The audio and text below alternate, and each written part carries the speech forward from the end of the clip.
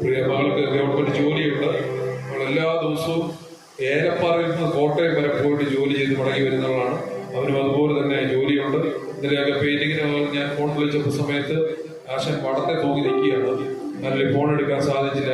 ഒത്തിരി കഷ്ടപ്പെടുന്നതാണ് കുഞ്ഞുങ്ങളാണ്, എനിക്കറിയാം. പക്ഷേ ഈ കഷ്ടത നിലവിൽ യേശുവിന് വേണ്ടി നിന്ന മകളെ ഞാൻ തുറന്നു പറയുക, നിന്റെ മടിയിലിരിക്കുന്ന ഈ തലമുറ ഇന്ന് നീ ആരാധിച്ചാൽ നിന്റെ തലമുറ ഈ മടിയിൽ ഇപ്പം വീഴ്ത്തുന്ന കുഞ്ഞില്ലേ, ഇത് വളർന്നു വരുമ്പോൾ നീ ഒന്നും നോക്കേണ്ട വരത്തില്ല. ഈ പുസ്തകം തലമുറയെ ചുമന്നോളും.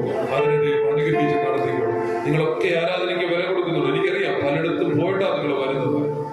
എന്നാൽ അതിനൊക്കെ കഴിഞ്ഞ ആഴ്ച ഇവിടെ നിറച്ചു ആള് നെടുങ്കണ്ടത്തുനിന്നും കട്ടപ്പനയെന്നും ഒക്കെ അവരെല്ലാം എന്നെ വിളിച്ചു പറഞ്ഞു, പക്ഷേ ചില സാഹചര്യങ്ങളുണ്ട്, അവരെ നിർബന്ധിക്കാൻ പറ്റത്തില്ല. എനിക്കറിയാം അവർ അത്രയും ദൂരെ ഈ വൈകി വേളയിൽ അവർ വന്ന് ആരാധിക്കുന്നത്. പക്ഷേ ഒരു കാര്യം ഓർത്തോ, കർത്താവിന്റെ മാറോട് ചേരുന്നവനെ അനുഗ്രഹിക്കുന്ന ഒരു ദൈവം ഉണ്ടെങ്കിൽ ആരാധനയ്ക്ക് മുഖ്യത്വം കൊടുത്ത് ദൈവസന്നിധി രാവും പകലും കർത്താവിനോട് ചേർന്ന് നിൽക്കുന്ന നിന്നെ അനുഗ്രഹിക്കാൻ ദൈവം വിടത്തില്ല.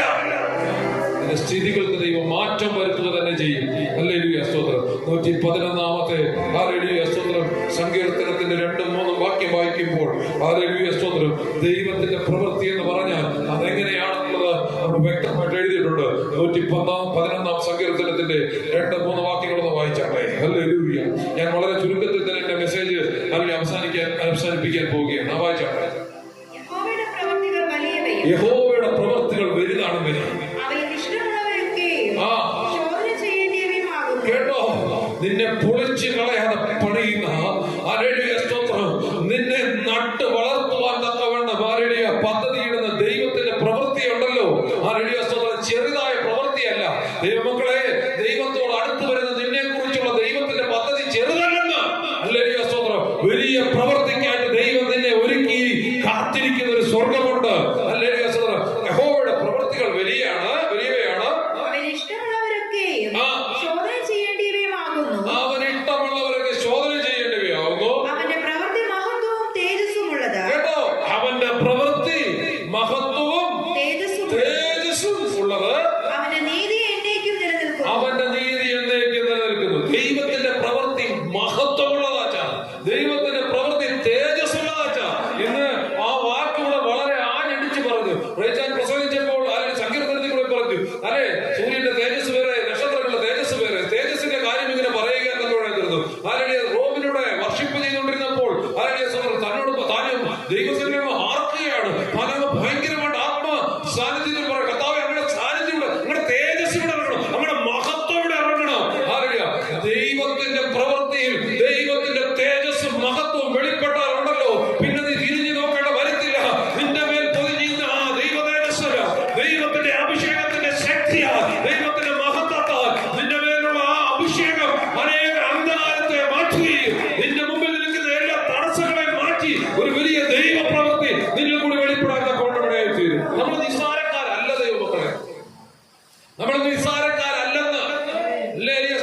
നമ്മുടെ ഈ ദൈവത്തിന്റെ തേജസ് ഇറങ്ങിക്കഴിഞ്ഞാൽ, ദൈവത്തിന്റെ സാന്നിധ്യം അനുഭവിച്ചു കഴിഞ്ഞാൽ എന്നതാണെന്ന് പറഞ്ഞുകൊണ്ടാ ഹല്ലേലൂയ സ്തോത്രം. പ്രവാചകനായ ഏലീശയെ അടക്കം ചെയ്തതിനു ശേഷം അദ്ദേഹത്തിന്റെ ശവക്കുഴിയിലേക്ക് പിന്നീട് കുറെ നാളുകൾക്ക് ശേഷം ഒരു പടക്കൂട്ടം വന്നപ്പോൾ മരിച്ചുപോയ ഒരുത്തരെ വലിച്ചെറിയുമെന്ന് പറഞ്ഞുണ്ടായി തീർന്നു. എവിടേക്ക്?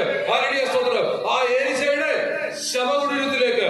ആ സ്ഥലത്തേക്ക് എറിഞ്ഞപ്പോൾ അവന്റെ അസ്ഥിയെ തൊട്ടപ്പോൾ അവൻ ജീവനോട് എഴുന്നേറ്റ് നിന്നു. ഈ തേജസ്സും ഈ മഹത്വം ഇറങ്ങുന്ന എന്റെയും നിന്റെ ശരീരത്തിന്റെ അവസ്ഥ എന്ന് പറഞ്ഞാൽ നിന്റെ അസ്ഥികളെ പോലും നല്ല ജീവൻ വ്യാപരിക്കുന്ന അനുഭവത്തിലേക്ക് എത്തിക്കുന്ന ഒരു ദൈവിക പ്രവൃത്തിയാണ്. അവന്റെ പ്രവൃത്തി വലിയവയാണ്. അതിൽ മഹത്വം വ്യാപരിച്ചാൽ, അതിലൊരു തേജസ് വ്യാപരിച്ചാൽ, ഈ ആരാധന നിസ്സാര കാര്യമല്ല കേട്ടോ. ഇവിടെ ഇരുന്ന് ദൈവത്തെ കൊട്ടിപ്പാടി ആരാധിക്കുമ്പോൾ, അന്യഭാഷകളിൽ ആരാധിക്കുമ്പോൾ ഇത് നിസ്സാര കാര്യമല്ല. തിരുവചനം പറയുകയാണ്, അതിനെ അന്യഭാഷയിൽ ആരാധിക്കുന്നവൻ മർമ്മങ്ങളെ, ദൈവിക മർമ്മങ്ങളെ ദൈവത്തോട് സംസാരിക്കുന്നു, മനുഷ്യനോടെല്ലാം സംസാരിക്കുന്നത്. അപ്പോൾ ദൈവത്തോട് സംസാരിക്കുന്നതിന്റെ നടുവിൽ ദൈവത്തിന്റെ തേജസ് ഇറങ്ങുമ്പോൾ, ദൈവത്തിന്റെ മഹത്വം ഇറങ്ങുമ്പോൾ നീ തൊടുന്നെടുത്ത് ദൈവപ്രവൃത്തി വെളിപ്പെടും. 10 ദിവസം യോഹന്നാനൊക്കെ നടന്നു പോയപ്പോ അവരുടെ നിഴലൊന്ന് അടിക്കാൻ വേണ്ടിയിട്ട് ചന്തയിലൊക്കെ ആൾക്കാരെ കൊണ്ടിടുന്നു. കാരണം ഇവരുടെ നിഴൽ തൊടുന്നെടുത്ത് സൗഖ്യം വ്യാപരിക്കുമായിരുന്നു.